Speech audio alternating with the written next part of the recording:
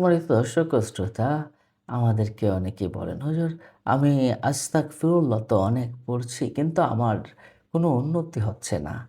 দেখুন, আপনি আস্তাগফিরুল্লাহ পড়ছেন, আ আপনি এই ভুলগুলো কি করছেন? আপনি ৩ টা ভুল যদি করেন, আপনার আস্তাগফিরুল্লাহ সারাদিন পড়লেও কিন্তু আপনার কাজ হবে না। আপনি কি জানেন আস্তাগফিরুল্লাহ অর্থ কি? আস্তাগফিরুল্লাহ শব্দের অর্থ হলো, "আল্লাহ, তুমি আমাকে ক্ষমা করে দাও।" এখন আপনি এইটা আস্তাগফিরুল্লাহ, আল্লাহ তুমি আমাকে ক্ষমা করে দাও। আপনি যে আল্লাহ পাকের কাছে ক্ষমা চাচ্ছেন, আপনি কি শুধু মুখ দিয়ে চাচ্ছেন নাকি মন দিয়ে চাচ্ছেন? এটা কিন্তু আপনাকে অবশ্যই জানতে হবে। ইসলামে খাঁটি তৌবা বা তাওবাতুন নাসুহা কবুল হওয়ার কিছু শর্ত আছে। আস্তাগফিরুল্লাহ হচ্ছে একটা তাওবার মতো। আপনার সেই শর্তগুলো অবশ্যই মানতে হবে। আপনি শুধু মুখে আস্তাগফিরুল্লাহ পড়লেন কিন্তু অন্তরে পড়লেন না। না। আপনার তো উপকৃত আপনি হতে পারবেন না। তাহলে আপনাকে কি করতে হবে? আপনাকে ৩ টি শর্ত মানতে হবে। আপনি আল্লাহর কাছে বলবেন, "আল্লাহ গো, আমি দুনিয়াতে অনেক পাপ কাজ করতাম। আমি এই পাপ কাজগুলোকে পুরোপুরি বর্জন করে দিলাম। পুরোপুরি আর কখনো আমি পাপ কাজ করব না। আল্লাহ, তুমি আমার গুনাহকে মাফ করে দাও।" ওই তখন আস্তাগফিরুল্লাহ, আস্তাগফিরুল্লাহ।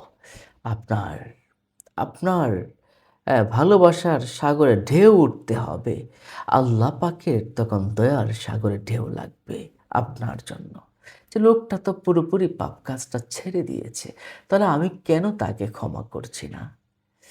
এরপরে আপনি যদি এই জিনিসটা এমনভাবে করেন, গুনাহের কারণে আপনি লজ্জিত হয়ে গেছেন।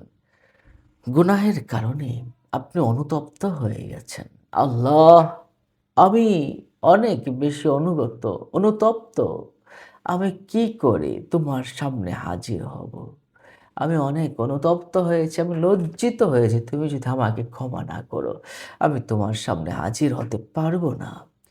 আপনি যদি চোখের পানির জোয়ার আনতে পারেন, আল্লাহ পাকের রহমতের দরিয়ায় জোয়ার বইতে থাকবে আপনাকে ক্ষমা করার জন্য।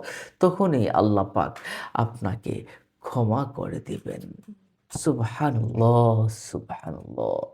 ঠিক তেমনিভাবেই আপনি যদি বলেন, "আল্লাহ, ভবিষ্যতে আমি যে পাপগুলো করেছি, ওই পাপগুলো আর কখনোই ভবিষ্যতে আমি করব না। আমি সংকল্প করলাম। আমি তোমাকে কথা দিলাম।"